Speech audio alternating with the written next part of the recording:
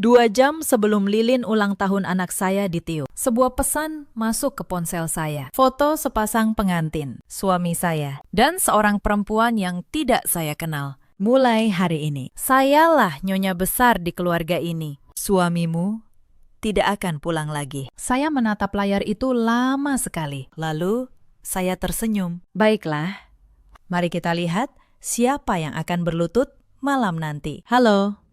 Sahabat cerita, selamat datang kembali di kanal ini. Sebelum kita mulai, tuliskan kalian menonton dari kota mana di kolom komentar. Kalau kisah ini menyentuh hati kalian, jangan lupa like dan subscribe. Sekarang, izinkan saya menceritakan semuanya dari awal. Nama saya Renjana Maheswari. Usia saya 41 tahun. Saya pendiri sekaligus pemegang saham di sebuah perusahaan konstruksi di Jakarta. Sudah 12 tahun saya membangun perusahaan itu dari satu ruko kecil di Tebet. Orang-orang mengenal suami saya sebagai pemiliknya, tapi tidak ada yang tahu kebenarannya. Dan malam ini, kebenaran itu akan menjadi senjata saya. Saya tinggal di sebuah rumah besar di kawasan Pondok Indah. Rumah dengan pagar tinggi, taman luas, dan kolam yang memantulkan langit sore. Semua orang mengira saya hanya istri seorang pengusaha sukses. Mereka mengira saya perempuan yang beruntung, dipelihara,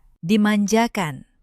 Padahal sayalah yang menandatangani setiap kontrak besar di belakang layar. Sayalah yang menutup setiap lubang keuangan ketika suami saya gagal. Suami saya bernama Bramantio. Usianya 46 tahun. Di mata publik, dia direktur utama yang karismatik dan murah senyum. Di rumah, dia adalah laki-laki yang sudah lama berhenti menatap saya. Saya tahu ada yang berubah sejak setahun terakhir. Pulang larut, ponsel selalu tertelungkup. Wangi parfum asing dikerah ke mejanya. Saya tahu, tapi saya memilih diam. Saya menunggu.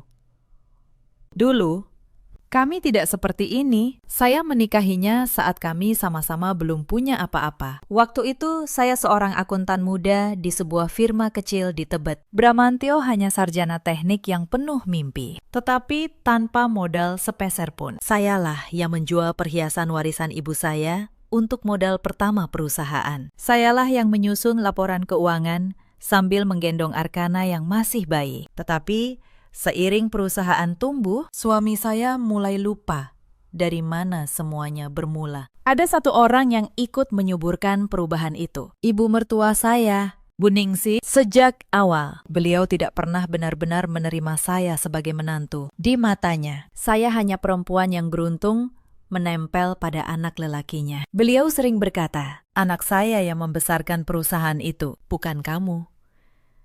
Saya tidak pernah membantah. Saya tahu, kebenaran tidak perlu diteriakan. Tetapi saya juga tahu suatu hari nanti, kebenaran itu akan berbicara sendiri. Hari ini seharusnya menjadi hari yang sederhana dan membahagiakan. Putra kecil saya, Arkana, genap berusia 5 tahun. Sejak pagi, rumah kami dipenuhi aroma kue coklat dan dekorasi balon warna-warni. Badut sulap sudah menunggu di halaman. Meja catering tertata rapi. Saya berdiri di depan cermin kamar utama, mengenakan gaun satin warna krem. Saya memilih warna yang lembut, tetapi tetap memancarkan kelas. Saat itulah ponsel saya bergetar. Saya kira itu ucapan selamat dari salah satu tamu. Saya membuka pesan itu dengan hati yang masih ringan. Lalu, seluruh dunia saya runtuh dalam 1 detik. Foto pernikahan. Suami saya tersenyum.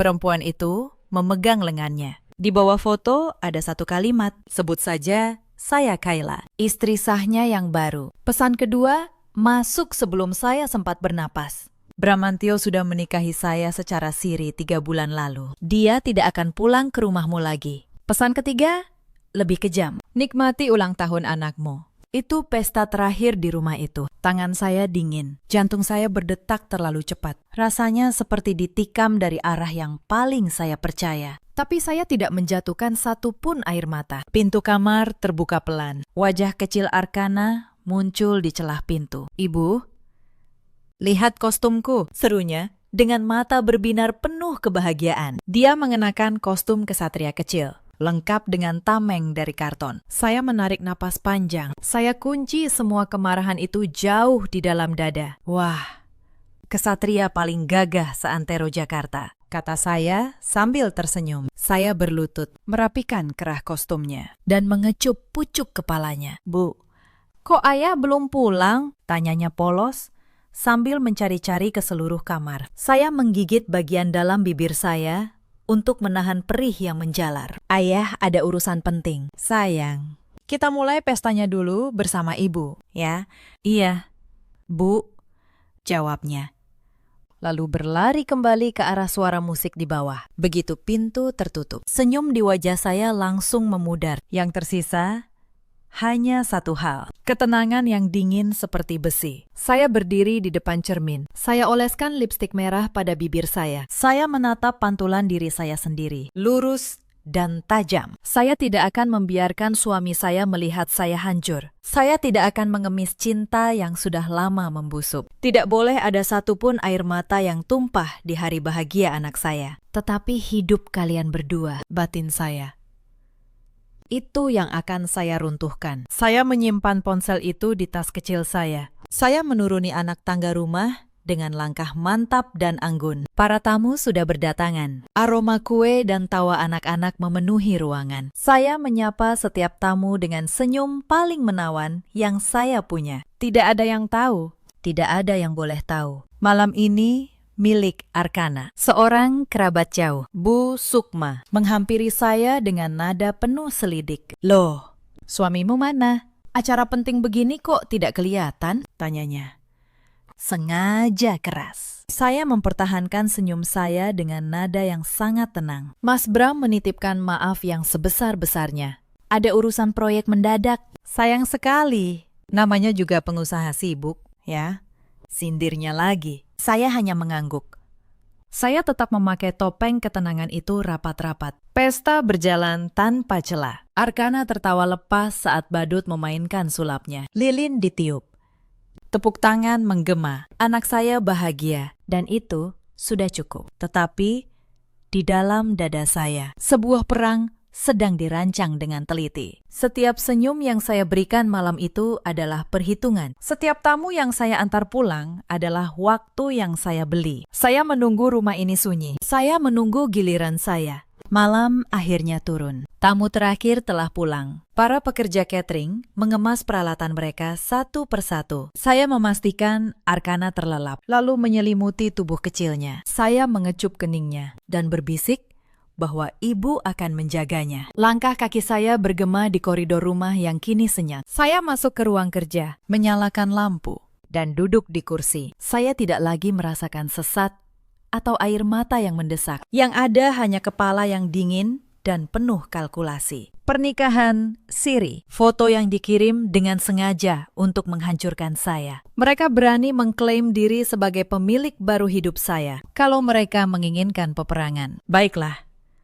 Saya akan memberi mereka peperangan yang tidak akan pernah mereka lupakan. Saya tidak akan berteriak. Saya tidak akan mendatangi apartemen perempuan itu. Cara seperti itu hanya akan membuat saya terlihat lemah dan kalah. Saya membuka laci paling bawah meja kerja saya. Di sana ada sebuah map tebal yang sudah lama saya siapkan diam-diam. Saya mengambil ponsel. Mencari satu nama yang sudah lama saya percaya. Pak Baskoro, pengacara senior yang menemani saya sejak hari pertama perusahaan berdiri. Telepon tersambung hanya dalam 3 deringan. Bu Renjana, malam-malam begini, ada apa?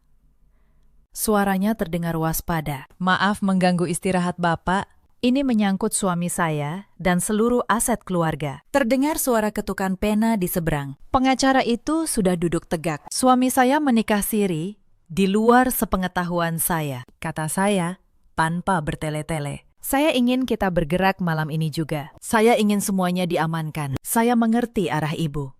Jawab Pak Baskoro dengan tenang dan profesional. Tapi izinkan saya menegaskan satu hal yang penting. Suami ibu hanya tercatat sebagai direktur utama. Pemegang saham mayoritas adalah ibu sendiri. 68% saham perusahaan atas nama ibu, bukan atas nama beliau. Saya menutup mata sejenak. Kebenaran yang selama ini saya simpan akhirnya berguna. Saya tahu, Pakistan. Sekarang saya ingin Bapak menyiapkan langkahnya. Saya tidak ingin menyeret dia ke pengadilan dulu, kata saya pelan. Saya ingin dia jatuh dari posisinya secara terhormat di depan semua orang. Saya ingin Bapak menyiapkan agenda rapat umum pemegang saham. Dan saya ingin tim audit forensik mulai bekerja besok pagi. Periksa setiap rupiah yang keluar dari rekening perusahaan setahun terakhir. Saya curiga uang itu mengalir ke tempat yang tidak seharusnya. Pak Baskoro terdiam beberapa detik. Lalu suaranya kembali, tajam dan yakin. Kalau benar ada penyelewengan dana, posisinya bukan hanya goyah. Bu, dia bisa dipidana. Satu hal lagi, kata saya. Mulai malam ini, minta tim mengikuti gerak-gerik suami saya. Saya ingin tahu apa yang dia beli dengan uang yang bukan haknya. Akan saya urus. Bu, beristirahatlah. Mulai besok, semuanya berjalan. Saya menutup telepon. Untuk pertama kalinya malam itu, saya merasa tenang. Keesokan paginya, dunia tampak seolah tidak ada yang berubah. Saya mengantar Arkana ke sekolah, lalu menuju kantor seperti biasa. Saya tersenyum kepada resepsionis. Saya menyapa para staf di lobi. Tidak ada yang tahu bahwa di lantai paling atas, sebuah badai sedang dirakit. Tim audit forensik datang dengan menyamar sebagai konsultan pajak rutin. Mereka masuk ke ruang arsip keuangan dan mulai membuka satu persatu berkas. 3 hari pertama, mereka tidak menemukan apa-apa yang mencolok. Tetapi, pada hari keempat, kepala tim audit menelpon saya dengan suara serius. Bu Renjana, ada pola transfer yang aneh selama 10 bulan terakhir. Dana proyek dipotong dalam jumlah kecil, lalu dialirkan ke perusahaan cangkang. Perusahaan itu baru berdiri 8 bulan lalu. Pemiliknya seorang perempuan. Saya menahan napas. Siapa nama pemiliknya? Tanya saya pelan. Namanya Kayla Pramesti, jawab kepala tim itu. Nama itu menusuk seperti jarum dingin di tengkuk saya. Perempuan yang mengirim foto pernikahan itu. Perempuan yang mengaku nyonya besar. Ternyata suami saya bukan hanya mengkhianati saya dengan hatinya. Dia mencuri uang dari perusahaan yang saya bangun untuk membiayai hidup baru mereka. Saya menutup telepon, dan untuk sesaat, tangan saya gemetar menahan amarah. Saya berdiri di jendela kantor, menatap kota Jakarta yang terbentang di bawah. Selama ini saya mengira luka terberat adalah pengkhianatan cinta suami saya. Ternyata ada yang lebih dalam dari itu. Dia mencuri dari mimpi yang saya bangun. Setiap rupiah yang dia alirkan ke perempuan itu adalah keringat saya sendiri. Setiap proyek yang dia korbankan adalah malam-malam panjang yang saya lewati tanpa tidur. Tetapi justru di titik itulah saya tahu persis cara membuatnya jatuh. Saya menarik napas panjang dan ketenangan kembali menyelimuti saya. Amarah adalah api, tetapi api yang tidak dikendalikan hanya akan membakar diri sendiri. Saya memilih menjadi air. Tenang di permukaan, tetapi cukup dalam untuk menenggelamkan. Saya akan membiarkan setiap kesalahannya menumpuk menjadi bukti yang sempurna. Saya tidak akan menuduh tanpa data. Saya tidak akan menyerang tanpa senjata. Ketika saya bicara nanti, tidak akan ada satupun celah untuk dia membantah. Malam itu Bramantio pulang. Wajahnya datar, seolah tidak terjadi apa-apa. Maaf kemarin tidak bisa datang ke acara Arkana. Ada proyek di Surabaya, katanya santai. Saya menatapnya. Saya tahu Surabaya itu bohong. Saya tahu semuanya. Tetapi saya hanya tersenyum. Tidak apa-apa. Mas, Arkana mengerti. Saya menyajikan makan malam seperti biasa. Saya menuangkan teh ke cangkirnya. Saya membiarkan dia merasa aman. Karena orang yang merasa aman akan lengah. Tetapi Bramantio tidak berhenti sampai di situ. Beberapa hari kemudian, kartu kredit rumah tangga saya tiba-tiba diblokir. Saat saya hendak membayar belanja bulanan, kasir berkata, "Kartu saya ditolak." Saya tahu siapa yang melakukannya. Dia ingin membuat saya merasa tidak berdaya. Dia ingin saya menyadari bahwa di matanya saya bergantung sepenuhnya kepadanya. Saya hanya tersenyum, lalu membayar dengan rekening pribadi yang tidak dia ketahui. Malam itu, dia menyinggungnya dengan nada yang seolah peduli. "Renjana, mulai sekarang kita harus berhemat. Pengeluaran rumah terlalu besar," katanya.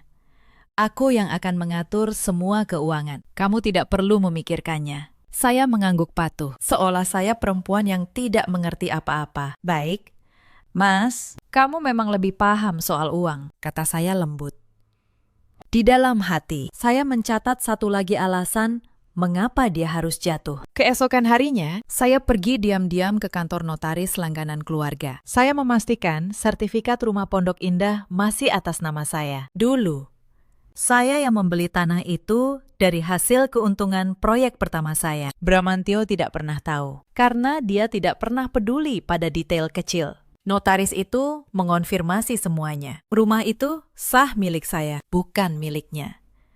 Satu persatu, fondasi kekuasaan palsu suami saya pastikan tetap kosong. Saya juga memindahkan semua dokumen penting ke tempat yang aman. Akta perusahaan, sertifikat rumah, dan map bukti. Saya simpan di brankas bank. Saya tidak ingin satupun bukti hilang ketika hari penghakiman tiba. Setiap langkah saya hitung. Setiap kemungkinan saya pikirkan dengan matang. Bramantio mengira dia sedang mengepung saya dari segala arah. Padahal sayalah yang perlahan menutup setiap jalan keluarnya tanpa dia sadari. Hari demi hari. Jebakan itu mengencang tanpa dia sadari. Pak Baskoro menyelesaikan dokumen pengalihan kewenangan dengan rapi. Tim audit menyusun bukti penggelapan menjadi satu map tebal yang tidak terbantahkan. Aliran dana, tanggal transfer, tanda tangan persetujuan. Semua hitam di atas putih. Bramantio masih sibuk membangun istana untuk perempuan simpanannya. Dia tidak tahu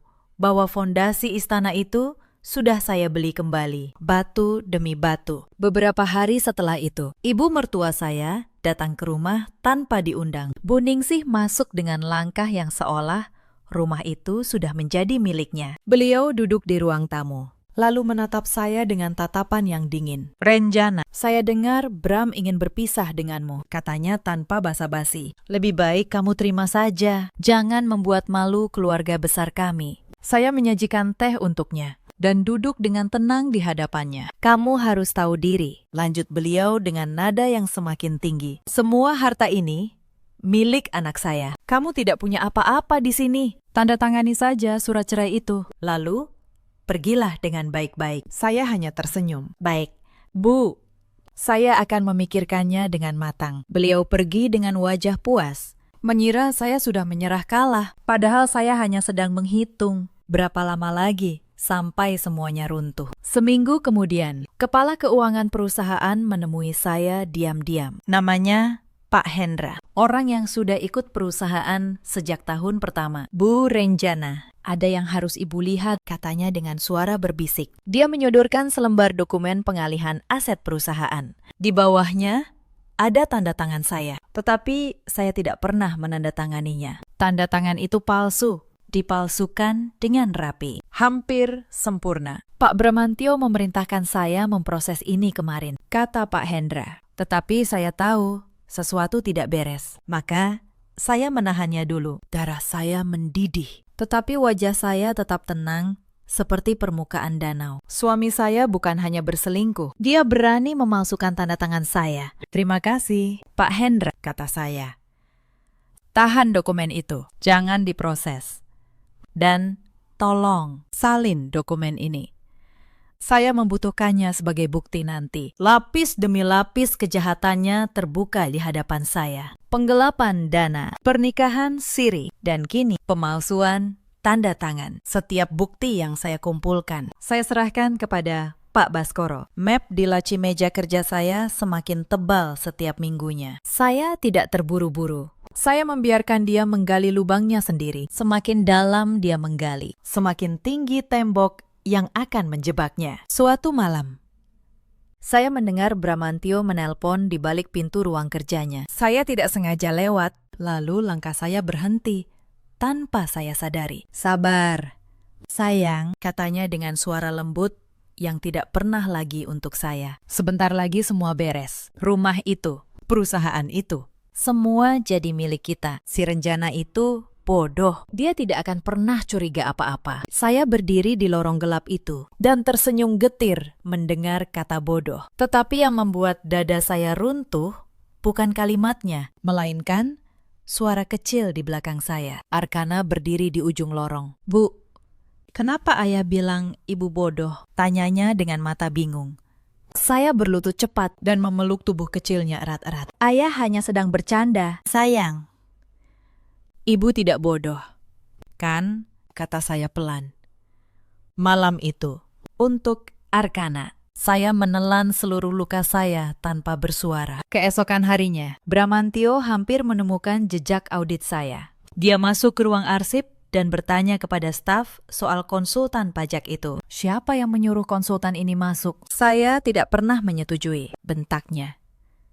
Untung Pak Hendra cepat menjawab dengan tenang dan meyakinkan. Itu pemeriksaan pajak rutin akhir tahun. Pakistan sudah dijadwalkan dari pusat. Bramantio mengangguk ragu, lalu pergi. Dia nyaris menyentuh kebenaran, tetapi meleset. Saya tahu, waktu saya semakin sempit. Dia mulai gelisah dan curiga. Maka, saya mempercepat semuanya. Saya meminta Pak Baskoro menyelesaikan berkas terakhir. Tim audit menutup laporan forensik mereka dengan angka yang lengkap dan rinci. Semua aliran dana, semua tanggal, semua tanda tangan. Tersusun rapi, tak terbantahkan. Sekarang, saya hanya perlu satu hal lagi. Satu panggung yang tepat, satu ruangan penuh saksi. Tempat topeng suami saya akan jatuh di depan semua orang. Tetapi sebelum panggung itu siap, mereka mencoba menjatuhkan saya lebih dulu. Bu Ningsih mengadakan pertemuan keluarga besar di rumahnya pada akhir pekan. Saya datang, karena saya tahu menghindar hanya akan membuat saya terlihat bersalah. Di ruang tamu, sudah berkumpul para kerabat suami saya, lengkap dengan tatapan menghakimi. Bramantio duduk di tengah, dan ibunya berdiri di sisinya seperti seorang jenderal. Saya duduk sendiri, tenang, di kursi yang sengaja diletakkan jauh dari mereka. Renjana, kata Bu Ningsih dengan suara lantang di depan semua kerabat. Kami sekeluarga sepakat, lebih baik kamu mundur dengan baik-baik dari rumah ini. Kamu tidak pantas mempersulit Bram yang sudah lelah menafkahimu bertahun-tahun. Para kerabat mengangguk. Beberapa bahkan melemparkan kata-kata sindiran. Dasar perempuan tidak tahu balas budi, bisik salah seorang dari mereka. Saya mendengar semuanya, tetapi saya tidak membalas satupun kata mereka. Saya hanya duduk diam, dengan tangan terlipat tenang di atas pangkuan saya. Apakah sudah selesai? Tanya saya ketika ruangan akhirnya hening. Saya datang untuk mendengarkan, dan saya sudah mendengar semuanya. Sekarang, izinkan saya pamit. Saya tidak ingin memperpanjang hal yang sia-sia. Saya berdiri, mengangguk hormat kepada para tetua, lalu berjalan keluar. Di belakang saya, mereka tertawa, mengira mereka telah memenangkan segalanya. Di dalam mobil, saya menatap rumah itu dari kaca jendela. Mereka mengira diam saya adalah tanda kekalahan. Mereka tidak tahu bahwa setiap penghinaan malam itu sudah saya catat, bukan untuk dendam, tetapi sebagai pengingat mengapa saya tidak boleh ragu. Orang-orang yang menertawakan saya hari ini akan terdiam dalam hitungan minggu. Dan kali itu, tidak akan ada satupun dari mereka yang berani menatap mata saya. Suatu sore, saya sengaja pergi ke sebuah kafe mahal di kawasan Senayan. Saya duduk di sudut, memesan teh, dan menunggu dengan sabar. Pak Baskoro telah memberitahu saya, Kayla sering datang ke kafe itu. Tidak lama, perempuan itu masuk. Cantik, muda, percaya diri. Dia mengenakan tas mewah dan perhiasan yang saya tahu dibeli dengan uang siapa. Dia tidak mengenali saya. Dia bahkan duduk hanya 2 meja dari saya. Saya mendengar dia berbicara di telepon dengan suara penuh kemenangan. Sebentar lagi, rumah pondok indah itu jadi milikku. Istri tua itu akan diusir. Bram bilang dia yang pegang semua saham perusahaan. Aku tinggal menikmati. Saya menyeruput teh saya pelan. Saya hampir tertawa mendengarnya. Mereka begitu yakin memegang segalanya, padahal mereka tidak memegang apa-apa. Saya berdiri, melewati mejanya, dan pergi tanpa sepatah kata pun. Saya pulang dengan hati yang justru semakin tenang. Setiap kesombongan yang saya dengar hanya menambah bahan bakar untuk hari itu. Saya membuka kamar Arkana. Dia sedang tidur memeluk boneka kesatrianya. Saya duduk di tepi ranjangnya, menatap wajah polos anak saya. Apapun yang terjadi, dia tidak boleh kehilangan rasa amannya. Untuk dia, saya akan menjadi sekuat baja. Untuk dia, saya tidak boleh kalah. Tetapi Kayla tidak ingin menunggu hari penghakiman itu datang sendiri. 2 hari kemudian, dia datang ke kantor saya tanpa ada yang berani menahannya. Dia masuk ke ruang kerja saya dengan langkah angkuh dan parfum yang menyengat. "Jadi ini ruangan istri pertama," katanya sambil memandang rendah ke sekeliling. "Nikmati selagi bisa. Sebentar lagi, ruangan ini akan jadi milik saya." Saya menutup laptop saya pelan, lalu menatapnya dengan tenang tanpa rasa takut. "Silakan duduk," kata saya sopan. Seolah menyambut tamu biasa, dia justru tetap berdiri, menyilangkan tangan dengan sombong. "Bram sudah menikahi saya. Dia tidak mencintaimu lagi sejak lama," katanya. "Saya tahu," jawab saya tenang. Jawaban itu membuatnya sedikit terkejut. "Yang tidak kamu tahu adalah cinta bukan satu-satunya yang dia berikan padamu. Dia juga memberimu uang yang dicuri dari perusahaan ini. Dan itu jejak yang bisa dilacak." Wajah perempuan itu berubah sejenak, tetapi dia cepat menutupinya dengan tawa. "Kamu hanya menakut-nakuti saya," Bram bilang. "Kamu tidak punya kuasa apa-apa di sini." "Mungkin benar," kata Bram.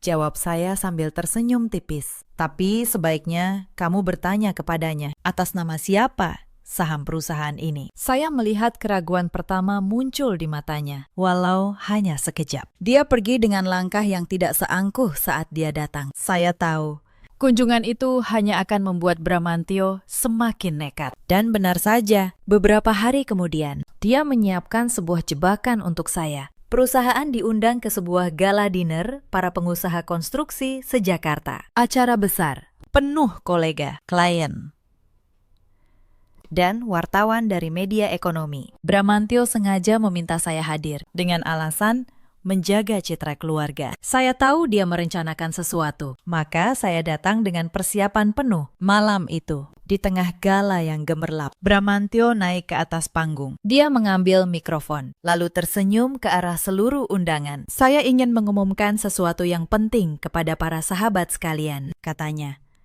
Saya tahu apa yang akan dia lakukan. Dia ingin mempermalukan saya di depan umum. "Saya dan istri saya telah memutuskan untuk berpisah secara baik-baik," ujarnya.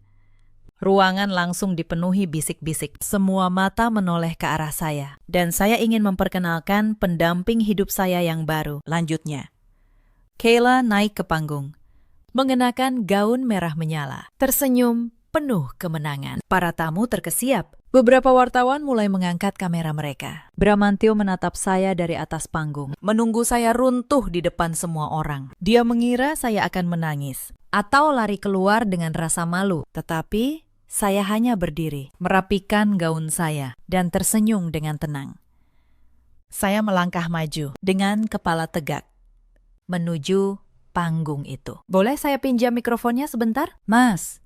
tanya saya dengan suara jernih. Ruangan menjadi sunyi. Tidak ada yang menyangka saya akan setenang itu. "Terima kasih atas pengumuman suami saya," kata saya kepada para undangan. "Saya hanya ingin meluruskan satu hal kecil, agar tidak ada yang salah paham. Perusahaan yang sering disebut milik beliau sesungguhnya tercatat atas nama saya." Bisik-bisik berubah menjadi gemuruh halus di seluruh ruangan. Wajah Bramantio memucat.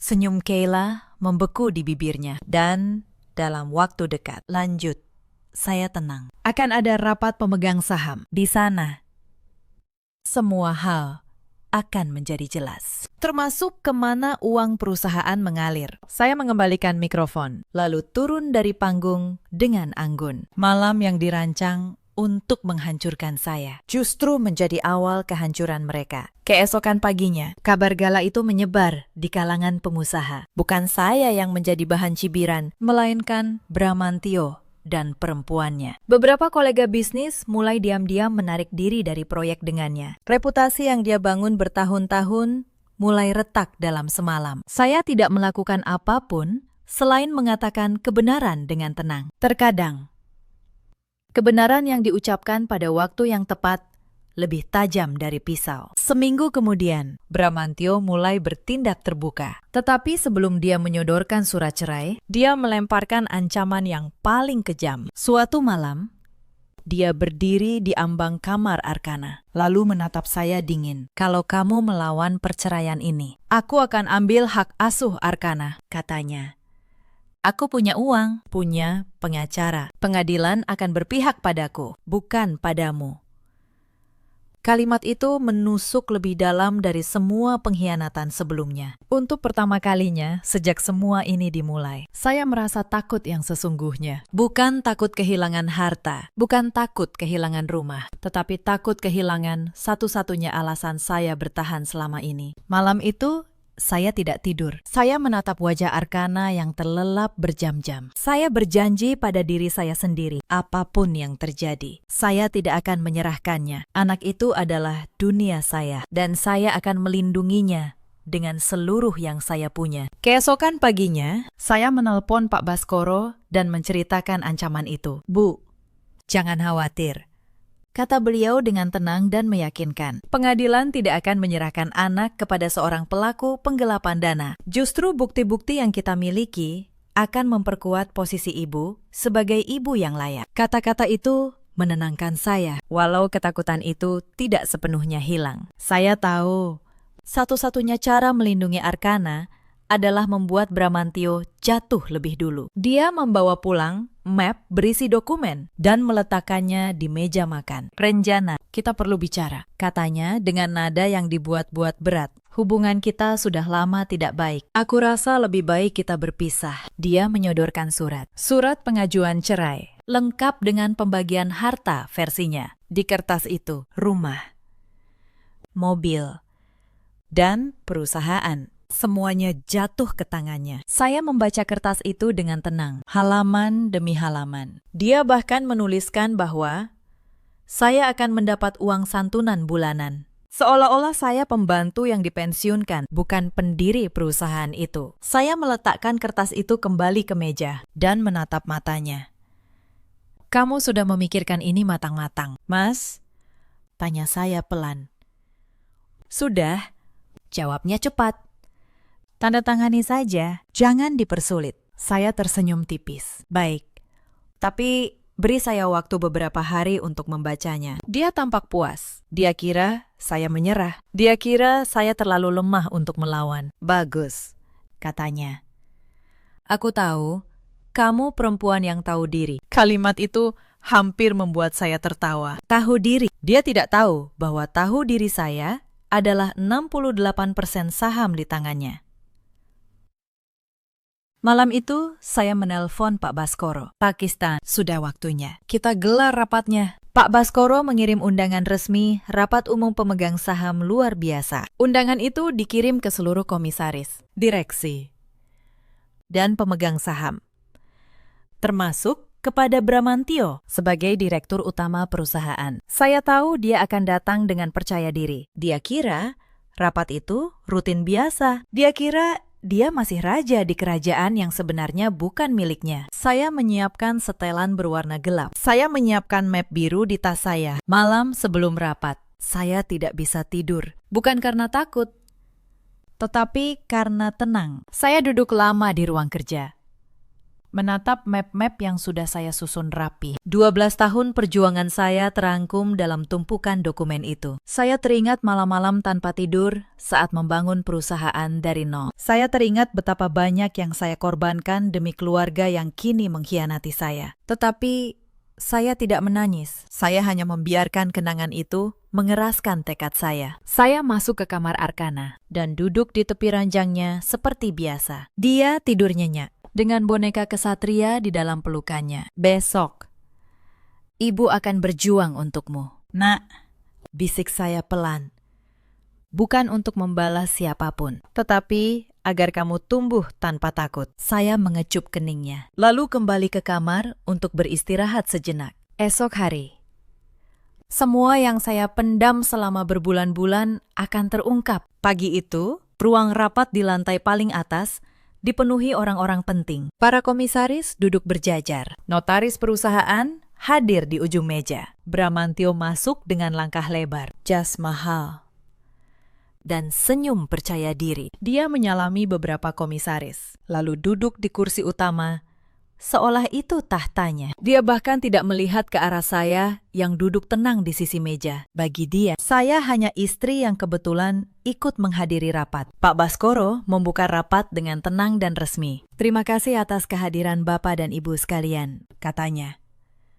Rapat luar biasa ini diadakan atas permintaan pemegang saham mayoritas. Bramantyo mengangkat alis. Pemegang saham mayoritas. Maksud Bapak, saya sendiri. Pak Baskoro menatapnya tanpa berkedip. Bukan. Pakistan. Bukan Bapak. Ruangan mendadak hening. Semua mata mulai bergerak gelisah. Saya berdiri perlahan. Saya merapikan jas saya dan menatap suami saya. Pemegang saham mayoritas perusahaan ini adalah saya. Mas, kata saya, tenang. 68% saham atas nama Renjana Maheswari sejak 12 tahun lalu. Wajah Bramantyo berubah pucat. Tidak mungkin. Saham itu milikku. Tidak, jawab saya. Kamu hanya direktur yang saya angkat, dan saya bisa memberhentikanmu. Beberapa komisaris saling pandang. Mereka mulai mengerti arah angin. Pak Baskoro membuka map pertama dan membagikan salinan akta perusahaan. Ini akta pendirian dan susunan kepemilikan saham yang sah, katanya. Bisa dilihat sendiri, nama pemegang saham mayoritas tertera dengan jelas di sana. Bramantyo membolak-balik kertas itu dengan tangan yang mulai gemetar. Wajahnya berkeringat. Senyum percaya dirinya runtuh satu demi satu. Ini pasti ada kekeliruan, katanya tergagap. Aku yang menjalankan perusahaan ini. Kamu menjalankannya, kata saya. Tapi kamu juga merampoknya. Saya memberi isyarat. Kepala tim audit berdiri dan membuka map kedua. Selama 10 bulan terakhir, dana proyek dialihkan ke sebuah perusahaan cangkang. Total kerugian perusahaan mencapai 4 miliar 300 juta rupiah. Perusahaan cangkang itu atas nama seorang perempuan bernama Keila Pramesti. Suara nama itu membuat beberapa komisaris terkesiap dan berbisik. Bramantyo berdiri tiba-tiba. Itu fitnah. Kalian tidak punya bukti apa-apa. Kami punya semuanya, kata Pak Baskoro. Tenang. Layar besar di dinding menyala. Satu persatu bukti transfer ditampilkan. Tanggal, nominal, nomor rekening, dan tanda tangan persetujuan Bramantyo sendiri. Aliran uang itu jelas seperti sungai yang mengalir ke satu muara. Ruangan dipenuhi gumaman. Wajah para komisaris berubah menjadi keras dan dingin. Masih ada satu hal lagi, kata saya. Suara saya tetap rendah dan tenang. Saya memberi isyarat kepada Pak Hendra yang duduk di sudut ruangan. Dia berdiri, lalu meletakkan selembar dokumen di atas meja panjang itu. Ini surat pengalihan aset yang diperintahkan Bapak Bramantyo bulan lalu, katanya.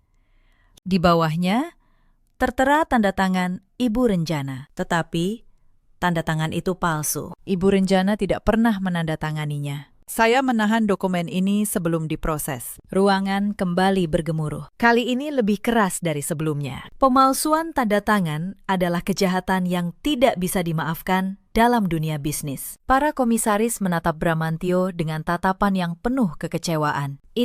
Saya tidak pernah menyuruh memalsukan apapun, kata Bramantyo terbata. Tetapi suaranya sudah kehilangan seluruh wibawa yang dulu dia banggakan. Tidak ada lagi satupun orang di ruangan itu yang mempercayai kata-katanya. Tepat saat itu, pintu ruang rapat terbuka dengan keras. Bu Ningsih, ibu mertua saya, masuk dengan nafas tersengal dan wajah panik. Apa yang terjadi di sini? Kenapa anak saya diperlakukan seperti ini? Teriaknya.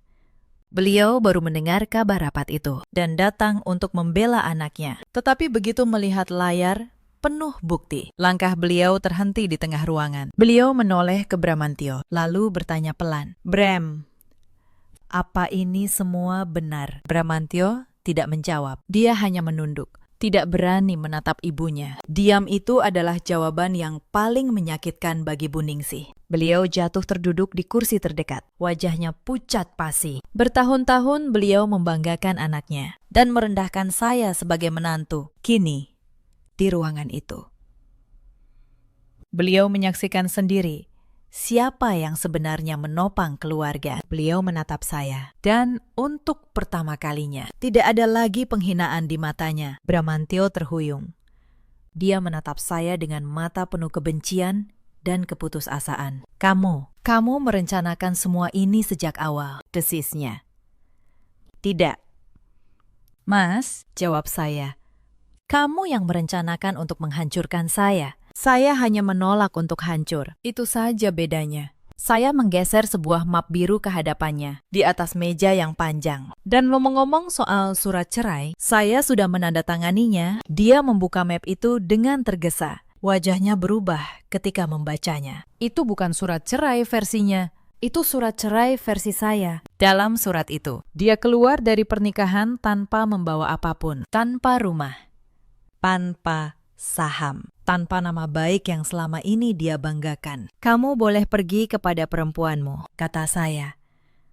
Tapi kamu pergi dengan tangan kosong, karena tangan ini. Saya angkat tangan saya. Tidak pernah benar-benar memegang apapun. Rapat hari itu menghasilkan keputusan yang bulat dan resmi. Bramantyo diberhentikan dari jabatannya sebagai direktur utama. Efektif saat itu juga. Para komisaris sepakat melaporkan kasus penggelapan dana kepada pihak berwajib. Pak Baskoro mengumpulkan seluruh berkas dan menyusunnya untuk proses hukum. Bramantyo keluar dari ruangan itu bukan sebagai raja, melainkan sebagai tersangka. Pintu kaca menutup di belakangnya, memantulkan bayangan seorang lelaki yang telah kalah. Berita itu menyebar cepat di kalangan pengusaha Jakarta. Nama Bramantyo, yang dulu disebut dengan Hormat, kini disebut dengan Cibiran. Rekan-rekan bisnisnya menjauh satu persatu, takut ikut tercoreng. Perempuan bernama Kayla menghilang begitu uang itu berhenti mengalir. Ternyata cintanya hanya sejauh rekening yang masih terisi, begitu kosong.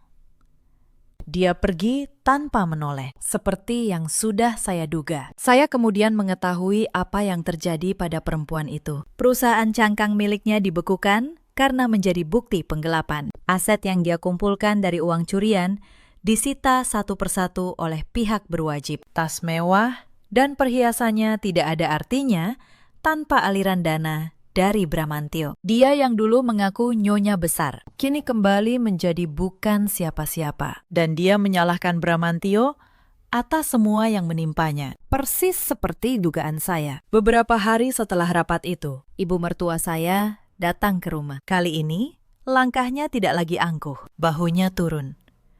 Wajahnya penuh penyesalan. Beliau berdiri di depan pintu, lama. Sebelum akhirnya berani mengetuk. "Renjana," katanya dengan suara bergetar. "Ibu datang untuk meminta maaf. Selama ini ibu salah menilaimu. Ibu terlalu membanggakan anak ibu sendiri." Saya mempersilakan beliau masuk dan menyajikan teh seperti biasa. "Ibu tidak tahu kamu yang menanggung semuanya selama ini," lanjut beliau. "Ibu malu pada diri ibu sendiri. Ibu yang dulu menyuruhmu tahu diri." Saya menatap beliau dengan tenang, tanpa dendam di dalam hati. "Bu, saya tidak pernah membenci ibu," kata saya pelan. "Saya hanya menunggu. Saya menunggu hari ketika kebenaran berbicara, tanpa harus saya teriakkan." Beliau menangis, dan untuk pertama kalinya, menggenggam tangan saya dengan tulus. Saya tidak menutup pintu bagi Bu Ningsih. Dia tetap nemek dari Arkana. Tetapi hubungan kami kini berdiri di atas tanah yang jujur, bukan kepura-puraan. Beliau belajar bahwa nilai seseorang tidak diukur dari nama atau jabatan, melainkan dari apa yang dia tanggung diam-diam, tanpa pernah meminta pengakuan. Itu pelajaran mahal yang harus beliau bayar dengan kehancuran anaknya sendiri. Dan itu bukan kehancuran yang saya ciptakan, melainkan yang dipilih anaknya. Beberapa minggu kemudian, Bramantyo datang ke rumah pada suatu malam. Wajahnya kusut. Jasnya tidak lagi rapi. Matanya merah dan lelah. "Renjana, tolong," katanya dengan suara serak. "Cabut laporannya. Aku mohon. Aku salah. Aku khilaf. Beri aku satu kesempatan lagi. Demi Arkana." Saya menatapnya dari balik pintu yang hanya terbuka separuh. Saya teringat 2 jam sebelum ulang tahun anak saya dan pesan yang menghancurkan itu. "Demi Arkana," tanya saya pelan. "Kamu menyebut namanya sekarang. Di mana nama Arkana ketika kamu mengirim uang perusahaan kepada perempuan itu? Di mana dia ketika kamu menandatangani surat yang mengusir saya dari rumah ini?" Bramantyo tertunduk. Dia tidak punya jawaban. Tidak akan pernah punya. Hukum akan berjalan. "Mas," kata saya, "itu bukan dendam saya, itu konsekuensimu." Saya menutup pintu dengan pelan, tidak dengan amarah, melainkan dengan kelegaan. Proses hukum berjalan sebagaimana mestinya. Bramantyo terbukti bersalah atas penggelapan dana perusahaan. Dia harus mengembalikan kerugian dan menjalani hukuman atas perbuatannya. Dari seorang direktur utama yang dihormati, dia jatuh menjadi seorang terpidana. Rumah mewah untuk perempuan, simpanannya tidak pernah selesai dibangun. Istana yang dia mimpikan runtuh sebelum satu pun temboknya berdiri. Saya, sementara itu, kembali memimpin perusahaan yang memang saya bangun. Para staf yang dulu memanggil saya istri bos, kini memanggil saya pemimpin. Perusahaan perlahan pulih, bahkan tumbuh lebih sehat dari sebelumnya. Setiap pagi saya masuk ke kantor itu dengan kepala tegak dan hati yang ringan. Saya tidak lagi menyembunyikan siapa saya di balik nama suami saya. Untuk pertama kalinya dalam 12 tahun, saya berdiri sebagai diri saya sendiri. Hal pertama yang saya lakukan adalah membenahi seluruh sistem keuangan perusahaan. Saya mengangkat Pak Hendra menjadi kepala keuangan dengan kewenangan penuh. Dialah orang yang berani menahan dokumen palsu itu dan menyelamatkan saya. Terima kasih, Pak Hendra, kata saya.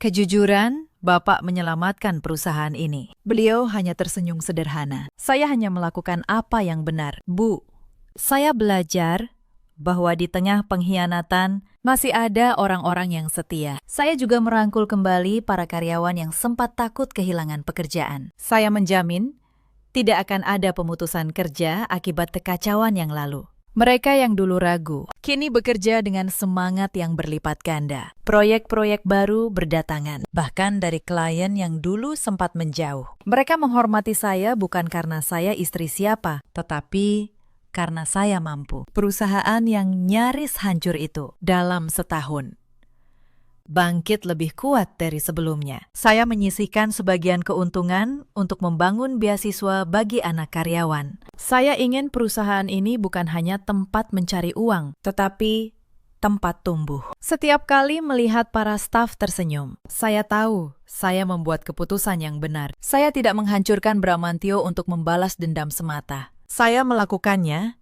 agar keadilan tegak dan agar Arkana melihat ibunya tidak menyerah. Itulah warisan yang ingin saya tinggalkan untuk anak saya. Bukan harta, tetapi keberanian. Sore itu, saya pulang lebih awal dari biasanya. Arkana berlari menyambut saya di depan pintu, masih dengan tameng kartonnya. Ibu, hari ini aku jadi kesatria pelindung kerajaan. Serunya bangga. Saya tertawa dan mengangkatnya tinggi-tinggi ke udara. Kalau begitu, ibu jadi ratunya, ya?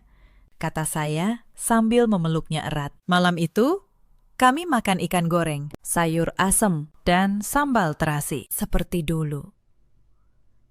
Di luar sana, ada banyak perempuan yang seperti saya dulu. Perempuan yang membangun segalanya, tetapi rela bersembunyi di balik nama orang lain. Perempuan yang dikhianati oleh orang yang paling mereka percaya. Cerita ini mengajarkan satu hal. Jangan pernah merasa kalian tidak punya kekuatan. Dan jangan pernah membiarkan rasa takut membuat kalian lupa siapa diri kalian. Kekuatan kalian tidak pernah hilang. Ia hanya menunggu untuk kalian pakai. Ada juga banyak suami seperti Bramantio di luar sana. Mereka mengira kesetiaan istri adalah kelemahan yang bisa diinjak. Mereka lupa bahwa perempuan yang diam bukan berarti perempuan yang kalah. Kadang, diam adalah cara seseorang mengumpulkan kekuatannya. Dan ketika ia akhirnya berdiri, dunia yang dulu memandangnya rendah akan terdiam. Itulah yang terjadi di ruang rapat hari itu. Itulah keadilan yang saya pilih dalam hidup.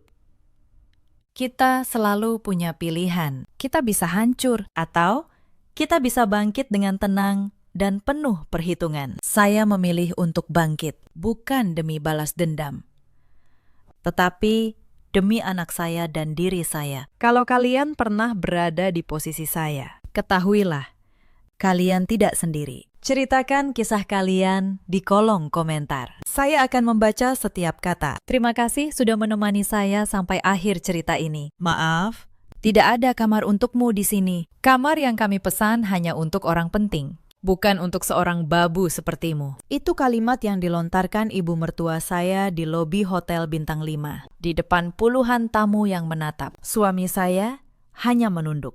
Ia tidak membela saya sedikit pun. Maka malam itu, saya pergi tanpa pamit dan menghilang. Selama 3 hari, Tidak ada satupun dari mereka yang menanyakan kabar saya. Tapi 2 bulan kemudian, mereka menelpon saya dengan panik, memohon, karena rumah yang mereka tinggali ternyata bukan milik mereka. Halo, sahabat cerita. Selamat datang kembali di kanal ini. Sebelum kisah ini dimulai, tuliskan di kolom komentar dari daerah mana Anda menonton. Jangan lupa like dan subscribe agar kanal ini terus berkembang. Selamat menyimak sampai akhir. Nama saya Aruna Larasati, 33 tahun. Saya pemilik sebuah biro perjalanan kecil di kawasan Tebet, Jakarta.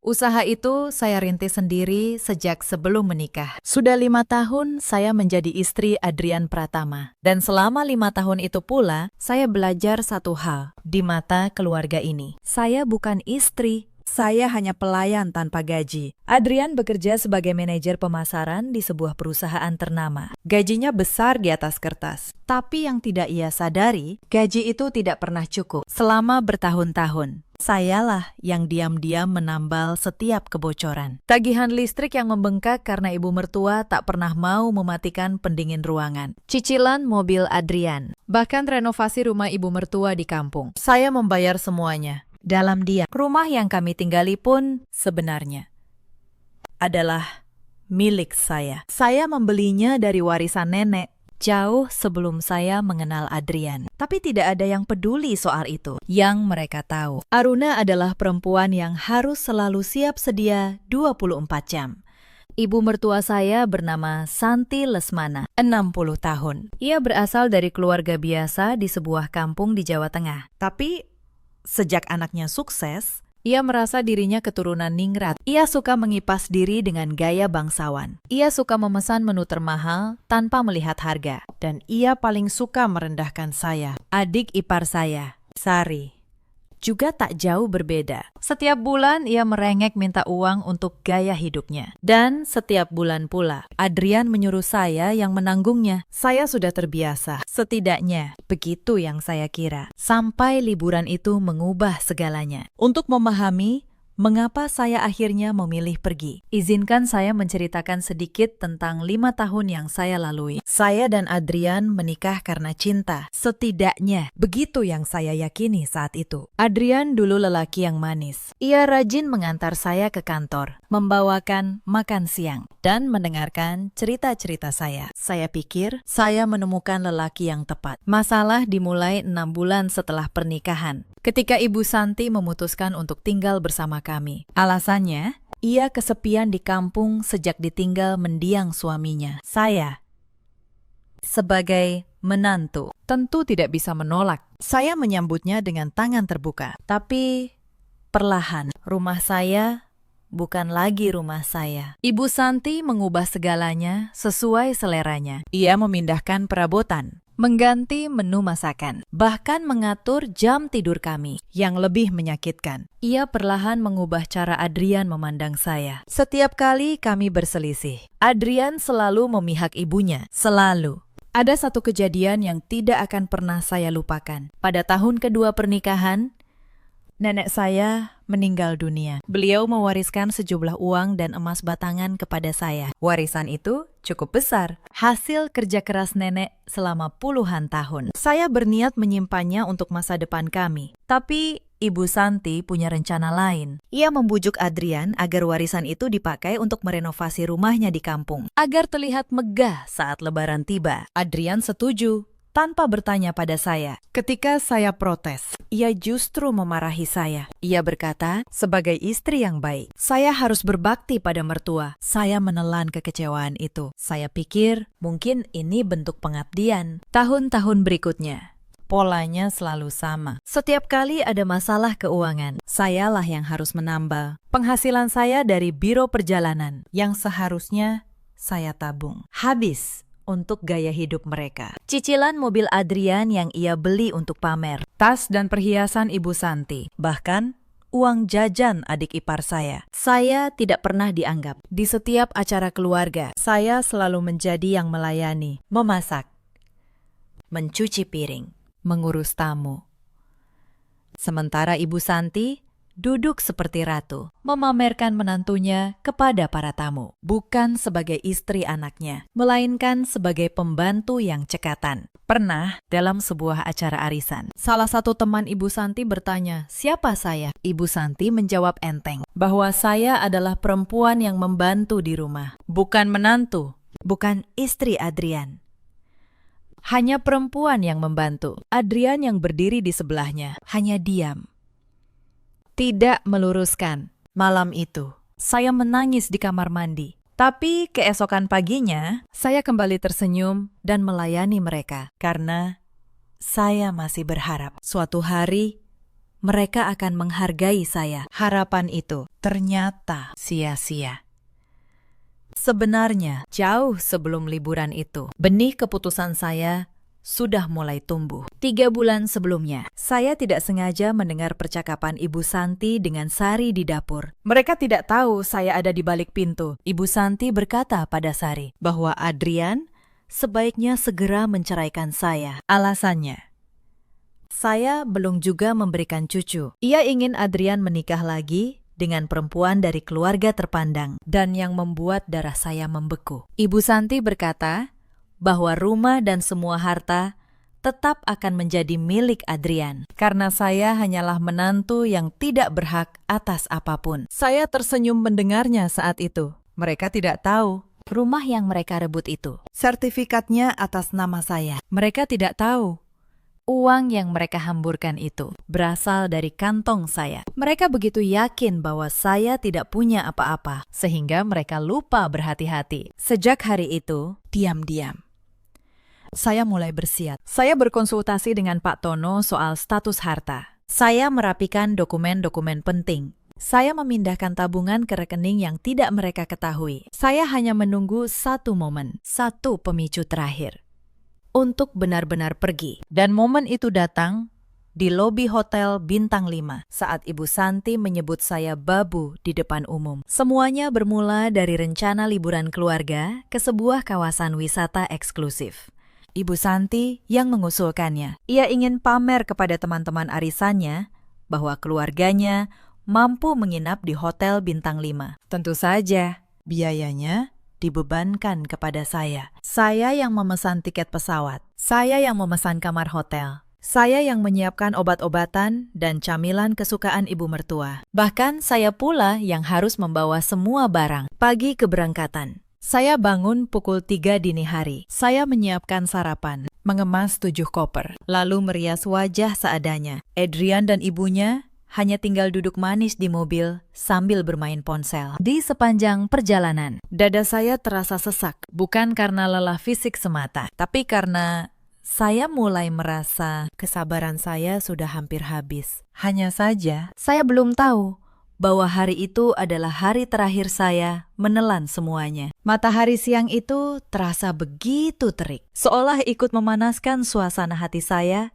yang sudah mendidih sejak perjalanan dimulai. Saya berdiri di depan pintu kaca otomatis sebuah hotel megah. Kedua tangan saya kebas mencengkeram 2 koper besar. Di bahu kanan tersampir tas berisi obat-obatan dan camilan milik ibu mertua. Peluh menetes dari pelipis, merusak riasan tipis yang saya kenakan sejak subuh. Beberapa langkah di depan, Adrian dan Ibu Santi berjalan dengan dagu terangkat tinggi, tanpa membawa beban apapun selain tas tangan kecil bermerek mahal. Mereka melenggang masuk ke lobi yang dingin, meninggalkan saya bergulat sendirian dengan 5 koper besar dan 2 tas jinjing. Tidak ada satupun petugas yang sigap membantu. Rombongan tamu lain baru saja tiba bersamaan. Saya menggertakkan gigi, merebut sebuah troli dari pojok pilar, lalu menumpuk semua koper dan mendorongnya masuk. Di dalam lobi bermarmer itu, Ibu Santi sudah duduk manis di sofa beludru merah merun. Ia mengibaskan kipas lipatnya, sesekali mengeluh tentang cuaca yang menurutnya tidak bersahabat bagi kulit halusnya. Adrian berdiri di sampingnya, sibuk membaca pesan di ponsel. Sama sekali tidak menoleh untuk memastikan apakah istrinya butuh bantuan. Pemandangan ini sudah menjadi makanan sehari-hari bagi saya selama 5 tahun. Saya memarkir troli di dekat pilar, lalu berjalan ke meja resepsionis, tempat Adrian akhirnya mulai melakukan pendaftaran. Wajah Adrian tampak berkerut, Suaranya mulai meninggi, menarik perhatian tamu lain. Saya merasa ada yang tidak beres, lalu mendekat.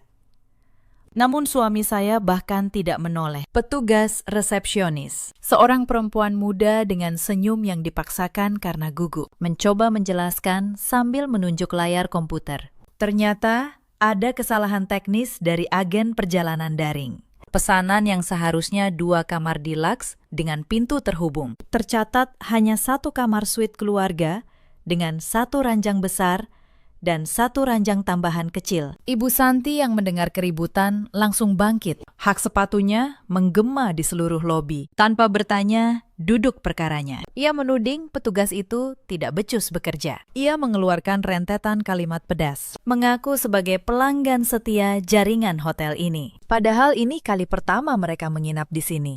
Petugas itu menunduk meminta maaf berkali-kali. Ia menjelaskan, hotel sedang penuh karena musim liburan. Tidak ada kamar kosong lain, bahkan kelas standar sekalipun. Suasana hening sejenak. Saya menatap Adrian, berharap suami saya mengambil keputusan. Mungkin kami bisa mencari hotel lain. Mungkin Adrian bisa tidur di sofa, sementara saya dan ibunya berbagi ranjang. Namun, harapan saya hancur. Adrian justru menatap ibunya dengan wajah bingung, menyerahkan semua keputusan pada wanita parubaya itu. Ibu Santi memutar bola matanya. Ia menatap saya dari ujung kaki hingga ujung kepala dengan tatapan yang sangat merendahkan, seolah saya adalah noda kotor di lantai marmer yang indah itu. Ia menarik napas panjang, lalu berkata dengan suara cukup lantang hingga terdengar tamu di sekitar. Ia berkata bahwa kamar suite itu hanya cukup untuk dirinya dan Adrian. Ia butuh istirahat berkualitas, katanya, dan tidak bisa tidur berdesakan. Saya tertegun, masih mencoba mencerna arah pembicaraan. Dalam pikiran naif, saya kira Ibu Santi akan menyuruh saya memesan kamar lain yang lebih murah. Namun kalimat berikutnya bagaikan petir di siang bolong. Ibu Santi berkata dengan nada dingin penuh penekanan. Ia berkata, tidak ada kamar untuk saya. Kamar itu, katanya, hanya untuk orang-orang penting, yaitu dirinya dan anak lelakinya, bukan untuk seorang babu seperti saya. Wajah saya memanas seketika. Kata babu itu terngiang-ngiang, memantul-mantul di dinding kepala saya yang mulai pening. Saya menoleh cepat ke arah Adrian, menuntut pembelaan. Namun, Adrian, lelaki yang berjanji melindungi saya di depan penghulu 5 tahun lalu, hanya menunduk memainkan ujung kemejanya, tidak berani menatap mata saya, apalagi membantah ibunya. Belum cukup sampai di situ. Ibu Santi bertanya kepada resepsionis, apakah ada ruangan gudang atau kamar pelayan yang bisa dipakai? Resepsionis itu serba salah, lalu ragu menyebut ada kamar kecil di lantai dasar dekat parkir. Biasanya untuk sopir tamu VIP. Kondisinya sederhana, tanpa pendingin ruangan. Ibu Santi tersenyum. Ia menoleh pada Adrian, hendak menawarkan kamar sopir itu untuk saya. Tapi kemudian ia meralat ucapannya sendiri. Ia berkata, saya bahkan tidak pantas mendapat kamar supir. Saya harus tetap berjaga di lobi. Kalau-kalau ia membutuhkan sesuatu malam nanti. Ia melarang saya masuk ke kamar suite. Ia menyuruh saya mencari tempat tidur sendiri. Entah di sofa lobi, entah dimanapun. Asalkan tidak mengganggu pemandangan mereka. Saya merasakan sesuatu retak di dalam dada. Bukan suara hati yang patah, melainkan suara rantai kesabaran yang putus. Selama ini saya diam saat penghasilan saya dipakai menutupi cicilan mobil Adrian. Saya diam saat warisan nenek dipakai merenovasi rumah Ibu Santi. Saya diam saat diperlakukan seperti pembantu di setiap acara keluarga. Tapi hari ini, di tempat umum ini, harga diri saya diinjak sampai rata dengan tanah. Saya menatap wajah tua Ibu Santi yang penuh kemenangan dan wajah Adrian yang pengecut. Tiba-tiba, rasa lelah di tubuh saya menguap, digantikan oleh sesuatu yang dingin dan asing. Sebuah ketenangan yang menakutkan. Saya tidak menangis. Saya tidak berteriak. Saya hanya tersenyum tipis, lalu mengangguk pelan. Baik. Bu, kata saya datar. Kalau begitu, saya tidak akan mengganggu istirahat orang-orang penting. Ibu Santi tampak puas dengan kepatuhan saya. Ia tak sadar, di balik senyum itu, saya sedang mengambil keputusan yang akan mengubah hidup kami semua. Sebenarnya, penghinaan di lobi hotel itu bukanlah yang pertama dalam perjalanan ini. Sejak keberangkatan, mereka sudah memperlakukan saya seperti pesuruh di bandara saat keberangkatan. Ibu Santi membuat keributan pertama. Ia merasa kursi pesawat yang saya pesan tidak cukup nyaman untuknya. Padahal saya sudah memesan kelas bisnis untuknya dan Adrian. Sementara saya sendiri rela duduk di kelas ekonomi untuk menghemat. Ibu Santi malah menuntut agar saya menukar kursi saya dengan kursinya. Karena katanya, kelas bisnis pun masih kurang baik untuk punggungnya. Dan ia ingin duduk di dekat jendela. Saya menukar tiket itu dengan biaya tambahan yang tidak sedikit. Tanpa ucapan terima kasih. Hanya keluhan bahwa saya terlalu lama mengurusnya. Di pesawat, Saya yang seharusnya beristirahat. justru bolak-balik dari ekonomi ke bisnis. Mengantar obat, mengambilkan selimut, dan memijat kaki Ibu Santi yang katanya pegal. Para pramugari menatap saya dengan iba, mengira saya adalah perawat pribadi yang dibayar. Sesampainya di kawasan wisata, sebelum menuju hotel, Ibu Santi memaksa mampir ke sebuah pusat perbelanjaan. Ia ingin membeli oleh-oleh untuk teman arisannya selama 3 jam. Saya mengikutinya dari toko ke toko, membawa kantong belanjaan yang semakin menumpuk. Semua dibayar dengan kartu kredit saya. Total belanjaan itu mencapai puluhan juta rupiah. Adrian, suami saya, hanya duduk di kursi tunggu sambil bermain ponsel. Sesekali ia menengok, hanya untuk menyuruh saya cepat agar ibunya tidak menunggu lama. Saat itu, saya sudah merasa lelah luar biasa. Tapi saya masih menahan diri. Saya pikir ini hanya soal beberapa hari. Saya tidak tahu puncaknya akan datang begitu cepat di lobi hotel. Maka, ketika Ibu Santi akhirnya menyebut saya babu di depan puluhan orang, itu bukanlah penghinaan pertama. Itu hanyalah tetes terakhir yang membuat gelas kesabaran saya tumpah. Malam itu, saya berjalan keluar dari lobi hotel dengan koper kecil saya sendiri. Hanya 1 koper. Sisanya, 5 koper besar berisi pakaian dan keperluan Ibu Santi serta Adrian. Saya tinggalkan begitu saja di troli dekat pilar. Tidak ada yang menahan saya. Adrian terlalu sibuk mengurus ibunya yang rewel. Ibu Santi terlalu sibuk merasa menang. Saya memesan taksi, lalu pergi ke sebuah hotel butik kecil di sisi lain kota. Bukan karena saya tak mampu membayar yang mahal, tapi karena saya butuh tempat untuk berpikir dengan tenang. Di kamar hotel yang sederhana itu, saya duduk di tepi ranjang. Saya membuka ponsel. 5 tahun pernikahan terputar kembali di kepala saya, seperti film yang menyakitkan. Saya teringat hari pertama Adrian melamar. Ia berjanji akan menjadikan saya ratu. Nyatanya, saya menjadi babu. Saya teringat saat Ibu Santi pindah ke rumah kami, lalu perlahan mengambil alih segalanya, termasuk hati anaknya. Lalu, saya teringat satu hal yang selama ini mereka lupakan. Semua yang mereka nikmati berdiri di atas uang saya. Dan semua itu bisa saya cabut kembali kapan saja. Malam itu, saya tidak tidur. Saya membuka laptop dan mulai bekerja. Bukan untuk biro perjalanan saya, tapi untuk masa depan saya sendiri. Hal pertama yang saya lakukan, saya menelpon Pak Tono. Ia pengacara yang sudah lama menangani urusan usaha saya. Suaranya terdengar mengantuk, tapi ia langsung terjaga ketika saya menjelaskan keadaan. Bu Aruna yakin dengan keputusan ini? Tanya Pak Tono pelan. Sangat yakin. Pakistan, jawab saya.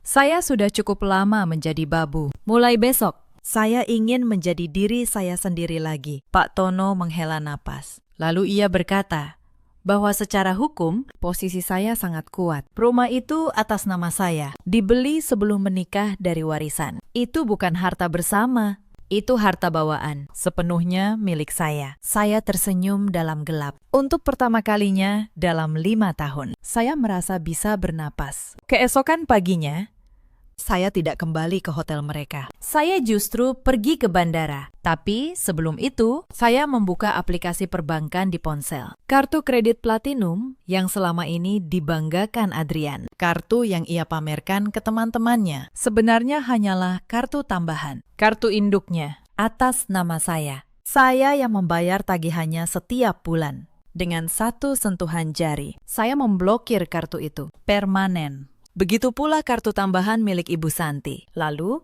saya membuka akun agen perjalanan daring. akun yang memang saya kelola sebagai pemilik biro. Saya membatalkan tiket pesawat pulang mereka. Saya membatalkan reservasi mobil sewaan yang sudah saya pesan untuk liburan ini. Satu persatu, saya cabut semua fasilitas yang selama ini mereka nikmati secara cuma-cuma. Seperti mencabut kabel dari sebuah alat yang berhenti bekerja. Saya tidak merasa jahat. Saya hanya berhenti membiayai orang-orang yang menganggap saya tidak penting. Setelah itu, saya menonaktifkan ponsel lama saya. Lalu memasang kartu baru. Nomor lama saya biarkan mati. Saya ingin tahu, berapa lama mereka baru menyadari bahwa babu mereka telah pergi. Ternyata Mereka tidak menyadarinya sampai 3 hari kemudian. di hotel itu. Hari pertama berlalu tanpa saya. Ibu Santi dan Adrian justru senang. Mereka pikir saya pulang lebih awal karena merajuk. Mereka menikmati kamar suite mereka, memesan layanan kamar mahal, dan bersantai. Tapi masalah mulai muncul di hari kedua. Mereka sering terlambat turun untuk sarapan, hanya mendapat sisa makanan yang dingin. Mereka terus bertengkar soal hal sepele. Siapa yang harus membawa tas belanjaan? Siapa yang memegang kunci kamar yang sering tertinggal di dalam?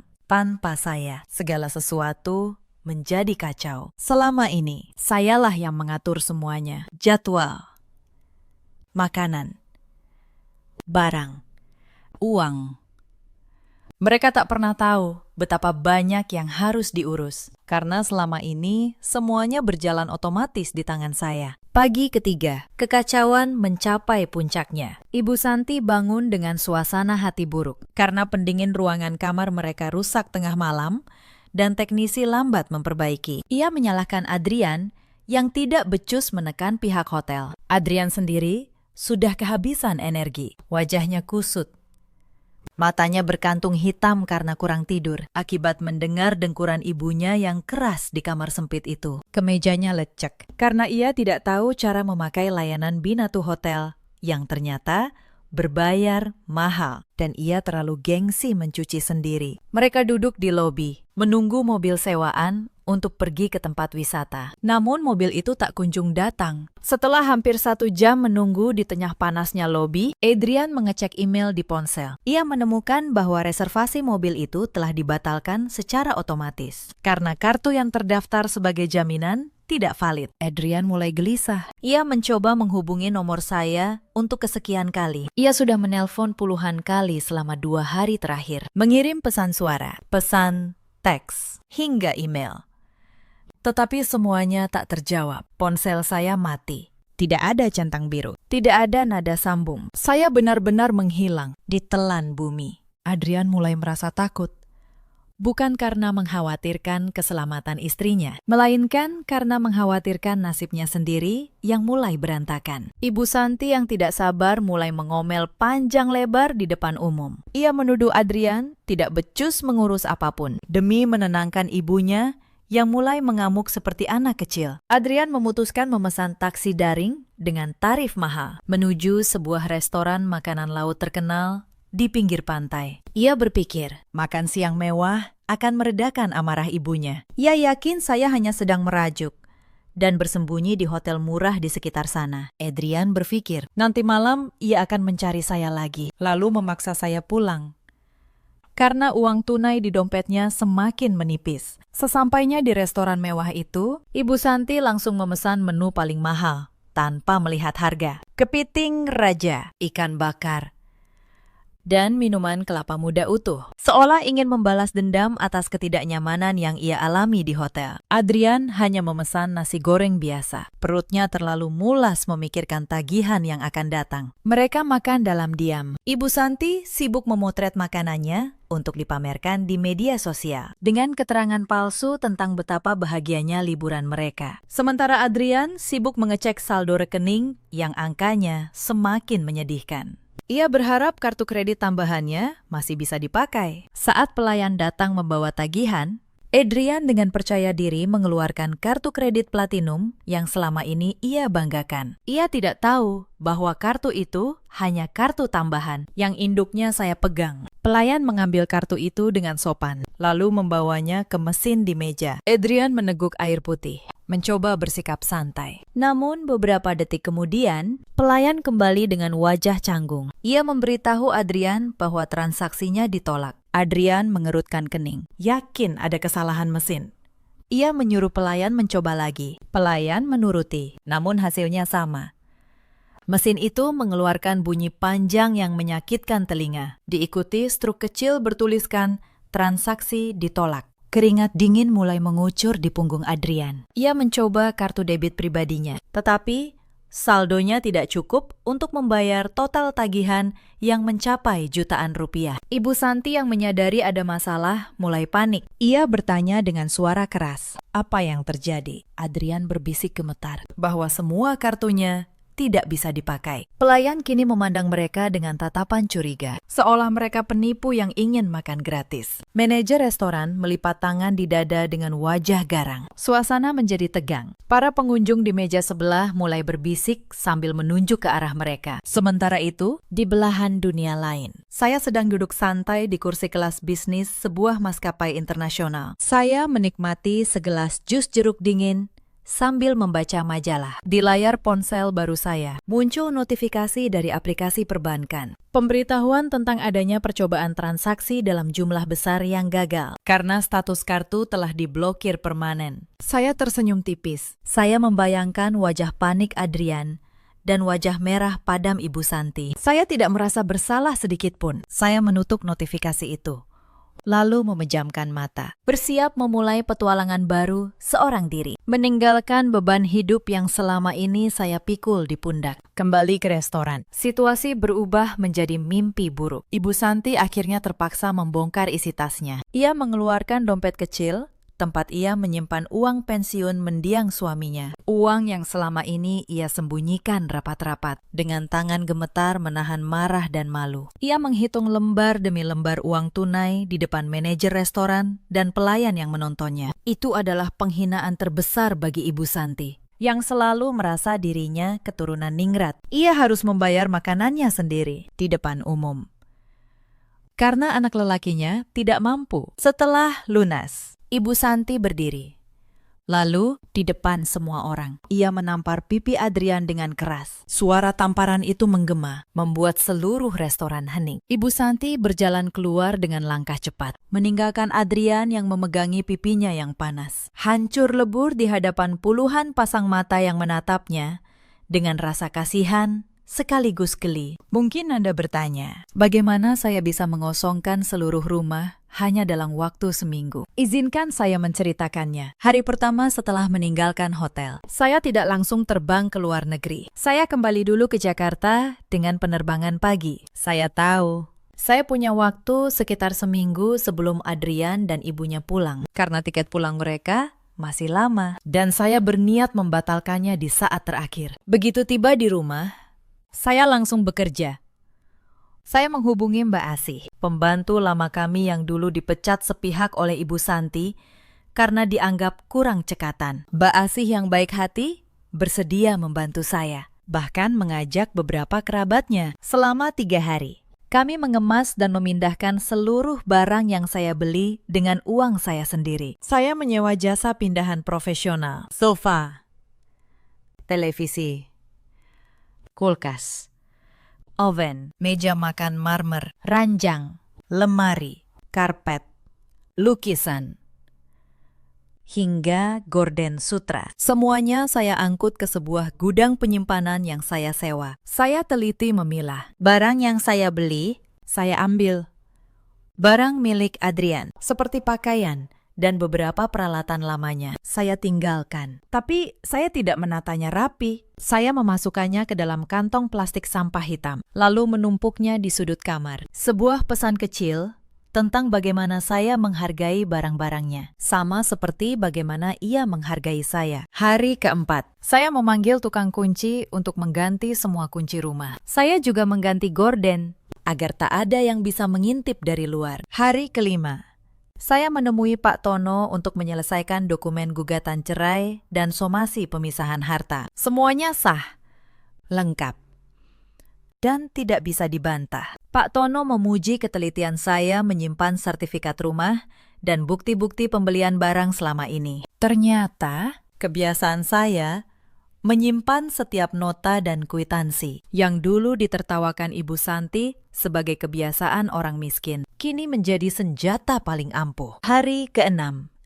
Saya meletakkan amplop coklat berisi somasi itu di tengah kamar utama. Lalu, saya mengunci rumah dan pergi ke bandara untuk benar-benar memulai hidup baru. Saya tidak merasa kejam, saya hanya mengambil kembali apa yang memang milik saya dan meninggalkan mereka dengan apa yang memang milik mereka, yaitu kesombongan yang tidak berharga. Sementara itu, hal lain juga terjadi tanpa saya rencanakan. Ingatkah Anda saat Ibu Santi menampar Adrian di restoran karena tak mampu membayar? Ternyata ada pengunjung lain yang merekam kejadian itu diam-diam. Video itu, entah bagaimana, tersebar di media sosial. Dalam video itu, terlihat jelas wajah Ibu Santi yang menghitung uang receh dengan tangan gemetar, lalu menampar anaknya di depan umum. Video itu menjadi viral. Banyak yang menertawakan. Banyak pula yang menebak-nebak cerita di baliknya. Beberapa orang yang mengenal Ibu Santi dari grup arisan segera mengenalinya.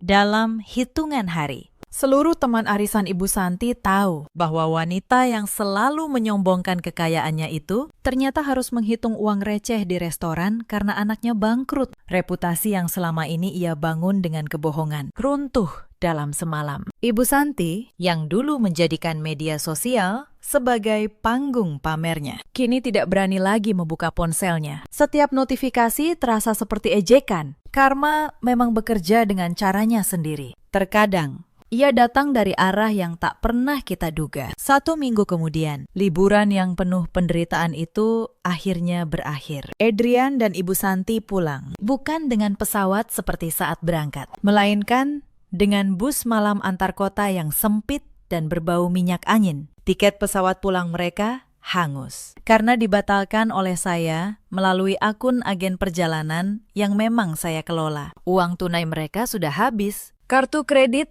mati, dan Adrian terlalu malu untuk meminjam pada teman-temannya. Sepanjang perjalanan 10 jam di dalam bus, Ibu Santi tidak henti-hentinya memaki saya. Ia menyusun rencana di kepalanya untuk menghabisi menantunya begitu sampai di rumah, mengusir saya, atau bahkan melaporkan saya ke polisi atas tuduhan penelantaran. Mereka tiba di depan rumah saat matahari baru terbit. Tubuh pegal linu, wajah berminyak. Koper-koper besar itu kini terasa 10 kali lebih berat karena harus diseret dari jalan raya ke depan pagar. Adrian berharap saya sudah ada di rumah. Mungkin sedang menangis menyesal, siap bersimpuh meminta maaf. Ia membayangkan rumah yang sejuk, sarapan yang sudah tersedia, dan air hangat untuk mandi. Namun harapan itu sirna saat Adrian mencoba memasukkan kunci ke lubang pintu depan. Kunci itu masuk, tapi tidak bisa diputar. Adrian mencoba lagi, menggoyangkannya ke kiri dan kanan. Tapi pintu tetap terkunci rapat. Kuncinya sudah diganti. Ibu Santi mulai berteriak dari belakang, menyuruh Adrian jangan main-main. Adrian yang panik menggedor pintu, memanggil nama saya berulang kali. Tidak ada jawaban. Rumah itu sunyi senyap. Jendela tertutup rapat dengan tirai yang sepertinya sudah diganti karena warnanya berbeda. Firasat buruk mulai menjalar di dada Adrian. Ia akhirnya memanggil tukang kunci yang kebetulan lewat di kompleks. Dengan sisa uang receh terakhir, ia membayar tukang kunci itu untuk membobol pintu rumahnya sendiri. Suara bor dan palu yang menghantam gagang pintu terdengar memilukan di pagi yang sunyi. Tetangga sebelah mulai keluar, menatap mereka dengan tatapan aneh. Adrian berusaha menyembunyikan wajah. Sementara Ibu Santi sibuk berkacak pinggang, berpura-pura ini hanya masalah kunci macet biasa. Setelah 10 menit yang menyiksa, pintu akhirnya terbuka dengan derit panjang. Adrian dan Ibu Santi bergegas masuk, siap meluapkan amarah mereka pada saya. Namun begitu, kaki mereka melangkah ke ruang tamu. Langkah mereka terhenti seketika. Mulut Ibu Santi yang sudah terbuka kini ternganga lebar tanpa suara. Rumah itu kosong, benar-benar kosong. Tidak ada sofa kulit tempat Adrian biasa menonton bola. Tidak ada televisi layar datar 60 inci yang saya beli tahun lalu. Tidak ada karpet, tidak ada lukisan di dinding. Bahkan gorden sutra yang mahal itu pun lenyap. Ruang tamu itu hanya menyisakan lantai keramik yang dingin dan jejak debu berbentuk kotak di tempat barang-barang dulu berada. Suara langkah kaki mereka menggema, memantul di dinding kosong yang seolah menertawakan mereka. Adrian berlari ke dapur. Kosong. Kulkas 2 pintu. Oven tanam. Meja makan marmer. Semuanya hilang. Hanya tersisa kompor portabel lama milik Adrian zaman kuliah. Tergeletak menyedihkan di pojok ruangan. Adrian berlari naik ke lantai 2, menuju kamar tidur utama. Jantungnya berdegup kencang, berharap setidaknya ranjang mereka masih ada. Ia membuka pintu kamar dengan tergesa. Kosong. Lemari pakaian yang besar itu, pintunya terbuka, menampilkan isinya yang melompong. Semua baju saya, sepatu, perhiasan, semuanya lenyap. Anehnya, baju-baju Adrian masih ada, tapi tidak digantung rapi. Baju-baju itu ditumpuk begitu saja di lantai, dalam bungkusan plastik sampah hitam besar. Seolah-olah itu adalah sampah yang tidak berharga. Di sudut kamar, ranjang king size mereka pun hilang, hanya menyisakan dipan kayu tua yang reot. Ibu Santi tertatih masuk ke kamar tamu yang biasa ia tempati. Sama saja, kasur empuk yang biasa menopang punggungnya sudah tidak ada. Saya benar-benar membersihkan rumah itu dari segala sesuatu yang pernah saya beli dengan uang pribadi. Saya menarik kembali semua fasilitas yang selama ini dinikmati suami dan mertua saya secara cuma-cuma. Ibu Santi jatuh terduduk di lantai dingin. Kakinya lemas. Ia tidak bisa membayangkan bagaimana saya melakukan ini semua dalam waktu seminggu tanpa mereka ketahui. Ini bukan sekedar pergi dari rumah. Ini adalah pemisahan harta yang brutal, terencana dengan sangat rapi. Di tengah kepanikan itu, mata Adrian menangkap sebuah objek di atas lantai kayu kamar utama. Sebuah amplop coklat tebal tergeletak di sana. Satu-satunya benda yang terlihat rapi di ruangan itu. Adrian berjalan mendekat dengan langkah gemetar. Ia memungut amplop itu. Tidak ada nama penyirim. Hanya logo sebuah kantor pengacara ternama di sudut kanan. Tangan Adrian berkeringat saat membuka segel amplop. Ia menarik keluar isinya. Itu bukan surat cinta, bukan surat permintaan maaf. Itu adalah somasi hukum. Surat itu berisi pemberitahuan resmi tentang gugatan cerai dan pemisahan harta. Di dalamnya terlampir dokumen-dokumen yang selama ini tidak pernah Adrian perhatikan. Dokumen yang menyatakan bahwa rumah yang mereka tempati ini, sertifikatnya atas nama saya, dibeli dari hasil warisan nenek sebelum pernikahan. Itu artinya, rumah ini sepenuhnya milik saya, bukan harta bersama selama ini. Saya berbaik hati mengizinkan Adrian dan ibunya menumpang. Dan kini, saya menariknya kembali. Surat itu memberi mereka waktu 30 hari untuk mengosongkan rumah. Seluruh perabotan yang dibeli dengan uang saya telah ditarik. Yang tersisa hanya tembok dan lantai. Di halaman terakhir, terdapat catatan kecil tulisan tangan saya, yang tintanya masih terlihat tegas. Adrian membacanya dengan suara berbisik, sementara Ibu Santi mendengarkan dengan wajah pucat. Catatan itu berbunyi, "Kalian bilang, aku hanya babu yang tidak penting. Jadi, aku pergi dan membawa semua milikku. Silahkan mulai hidup mandiri, seperti orang penting yang kalian agung-agungkan. Jangan cari aku. Atau pengacaraku yang akan bicara." Kertas itu terlepas dari tangan Adrian, melayang jatuh ke lantai yang dingin. Untuk pertama kalinya, Adrian menyadari bahwa ia tidak hanya kehilangan istri. Ia juga baru saja kehilangan atap di atas kepalanya dan tulang punggung kehidupannya. Kesunyian rumah kosong itu kini terasa jauh lebih menakutkan daripada teriakan kemarahan manapun. Bulan pertama tanpa kehadiran saya terasa seperti 1 abad penderitaan bagi mereka. Rumah besar yang dulu menjadi istana kebanggaan, kini berubah menjadi penjara beton yang dingin. Tanpa perabotan yang layak, suara langkah kaki mereka memantulkan kesepian yang mencekam. Adrian harus tidur beralaskan tumpukan kardus bekas dan selimut tipis yang ia temukan di gudang. Sementara Ibu Santi tidur di atas dipan kayu tua tanpa kasur, yang membuat tulang punggungnya sakit setiap kali bangun pagi. Tidak ada lagi aroma kopi segar di pagi hari. Tidak ada sarapan bergizi di meja. Dan, yang paling parah, tidak ada lagi kehangatan yang membuat rumah itu layak disebut tempat tinggal. Realitas finansial menghantam mereka lebih keras daripada pukulan fisik manapun. Selama 5 tahun, Adrian hidup dalam gelembung ilusi yang saya ciptakan. Ia merasa gajinya sebagai manajer sudah lebih dari cukup untuk membiayai gaya hidup mewah ibunya dan dirinya. Padahal, sayalah yang diam-diam menambal semua kebocoran anggaran rumah tangga. Kini, gelembung itu pecah. Untuk pertama kalinya, Adrian harus menghadapi tagihan-tagihan yang sebenarnya. Tagihan listrik, tagihan air, cicilan mobil yang ternyata masih panjang, dan tunggakan kartu kredit yang selama ini saya bayar tanpa pernah ia ketahui. Gajinya yang dulu ia kira besar, ternyata hanya cukup untuk membayar setengah dari semua itu. Adrian terpaksa menjual mobil mewah kebanggaannya dengan harga murah untuk menutupi utang. Ia mulai naik transportasi umum, sesuatu yang dulu ia anggap memalukan. Di kantor, wibawanya runtuh. Teman-teman yang dulu ia ajak pamer kini menjauh. Setelah tahu kartu platinumnya hanya kartu tambahan istrinya, Ibu Santi tidak lebih baik. Teman-teman arisannya yang dulu ia sombongi dengan foto-foto liburan mewah, kini menertawakannya di belakang. Berita tentang Ibu Santi yang menampar anaknya di restoran karena tak mampu bayar sudah menyebar. Ia tidak berani lagi keluar rumah. Adik ipar saya, Sari, yang dulu rutin minta uang, kini menghilang. Begitu sumber uangnya kering. Ketika Adrian meminta bantuan adiknya, Sari hanya menjawab dingin bahwa ia sedang kesulitan juga.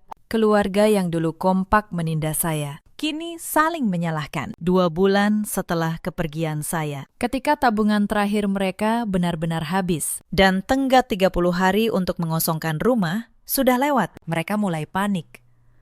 Mereka tidak punya tempat tinggal, mereka tidak punya uang, dan rumah satu-satunya yang mereka kira milik mereka ternyata milik saya. Saat itulah ponsel baru saya berdering, nomor yang tidak saya kenal. Tapi ketika saya angkat, suara di seberang sangat saya kenal. Itu suara Adrian bergetar, memohon, "Aruna, tolong. Maafkan aku, maafkan ibu. Kami salah. Kami tidak punya tempat tinggal lagi. Tolong, kembalilah." Di latar belakang, saya mendengar suara Ibu Santi yang menangis. Wanita yang dulu menyebut saya babu, kini terisak memohon belas kasihan. Saya menghela napas pelan, lalu saya menjawab dengan tenang. "Pak Adrian," kata saya rasa Anda salah sambung. Di sini tidak ada babu yang bisa Anda perintah lagi. Lalu saya tutup teleponnya. Saya tidak membenci mereka. Saya hanya sudah selesai menjadi sesuatu yang bukan diri saya. Setelah panggilan itu, saya memblokir nomornya dan kembali melanjutkan hidup baru saya. 2 bulan itu, bagi saya, adalah 2 bulan paling membahagiakan dalam 5 tahun terakhir. Biro perjalanan yang dulu hanya saya jalankan paruh waktu, kini saya garap sepenuh hati. Dengan modal yang terbebas dari beban menanggung suami dan mertua, usaha saya berkembang pesat. Saya membuka cabang kedua, lalu cabang ketiga. Saya mulai dikenal sebagai pengusaha biro perjalanan yang menangani klien-klien penting. Saya pindah ke apartemen mewah di kawasan Kuningan. Saya membeli mobil sendiri dengan uang sendiri. Saya tidak lagi bangun pukul 3 dini hari untuk melayani siapapun. Saya bangun pukul 7, menyeduh kopi sendiri, dan menikmati pagi yang tenang. Untuk pertama kalinya, saya hidup untuk diri saya sendiri. Beberapa bulan kemudian, takdir mempertemukan kami sekali lagi. Saat itu, saya sedang dalam perjalanan dinas ke kawasan wisata yang sama, tempat semuanya bermula. Saya menginap di hotel bintang 5 yang sama. Hotel tempat Ibu Santi pernah berkata, saya tidak pantas mendapat kamar. Kali ini, saya datang sebagai tamu kehormatan. Saya memesan Presidential Suite, kamar termahal di hotel itu, untuk keperluan menjamu klien. Pagi itu, saya turun dari mobil di depan lobi, mengenakan setelan rapi dan kacamata hitam. Seorang petugas bergegas membawakan koper saya, dan di sanalah, di area parkir depan hotel, saya melihat sosok yang tak asing, Adrian. Ia mengenakan seragam sopir taksi sewaan. Wajahnya kurus, Kulitnya menggelap terbakar matahari. Ia sedang menurunkan koper-koper tamu lain dengan tubuh yang membungkuk lelah. Lelaki yang dulu enggan membawakan koper istrinya sendiri, kini menjadi pengangkut koper orang lain demi sesuap nasi. Pandangan kami bertemu. Mata Adrian membelalak. Ia mengenali saya seketika. Untuk sesaat, ia hanya berdiri mematung. Lalu ia mendekat dengan ragu, hendak menyapa. Tangan kami sempat bersentuhan sedikit saat ia secara refleks mencoba membantu koper saya. Ia menatap mata saya, seolah memohon pengakuan, seolah berharap saya masih mengenalnya sebagai suami. Saya membuka kacamata hitam saya. Saya menatap mata Adrian lurus-lurus. Tidak ada kebencian. Tidak ada kemarahan. Hanya ada tatapan datar dan asing. Terima kasih, Pakistan. Ini tips untuk Anda, kata saya. Sambil menyelipkan selembar uang Rp100.000 ke saku kemejanya yang lusuh. Saya tidak memanggil namanya. Saya memperlakukannya layaknya petugas jasa biasa yang baru saja membantu saya. Lalu, saya berbalik badan. Disambut oleh manajer hotel yang sudah menunggu dengan senyum lebar. Selamat datang kembali, Bu Aruna. Sapa manajer itu ramah. Presidential suite langganan ibu sudah kami siapkan. Pemandangannya indah sekali hari ini. Terima kasih, jawab saya tersenyum. Saya butuh istirahat yang tenang. Pastikan tidak ada gangguan. Adrian berdiri mematung di samping mobil sewaannya, memegang uang 100.000 pemberian mantan istrinya. Ia melihat punggung saya berjalan masuk ke lobi marmer yang megah, dikelilingi staf hotel yang melayani saya bagai seorang ratu. Di pintu kaca otomatis, sebelum masuk sepenuhnya, saya berhenti sejenak. Saya menoleh sedikit ke arah Adrian, yang masih berdiri di sana seperti patung yang menyedihkan. Saya tersenyum tipis, lalu saya berbisik, pelan. Namun gerak bibir saya terbaca jelas olehnya dari kejauhan. Kamar ini memang hanya untuk orang penting. Pintu kaca tertutup, memisahkan dunia kami selamanya. Saya melangkah masuk ke dalam kemewahan yang memang menjadi hak saya, meninggalkan Adrian yang hancur lebur di luar, di bawah terik matahari. Bersiap kembali ke jalanan, mencari recehan, demi menyambung hidup yang penuh penyesalan. Karma telah dibayar lunas. Saya bukan lagi babu. Saya adalah ratu yang sesungguhnya, dan Adrian hanyalah penonton yang terlambat menyadari bahwa ia telah membuang berlian demi segenggam kerikil. Cerita ini mengajarkan kita banyak hal. Jangan pernah merendahkan orang yang selama ini menanggung hidupmu dalam diam. Dan jangan pernah mengira bahwa kesabaran seseorang tidak ada batasnya. Ada banyak perempuan di luar sana yang seperti saya dulu, bekerja keras, menanggung segalanya, namun tetap dianggap tidak penting di rumahnya sendiri. Mereka diam.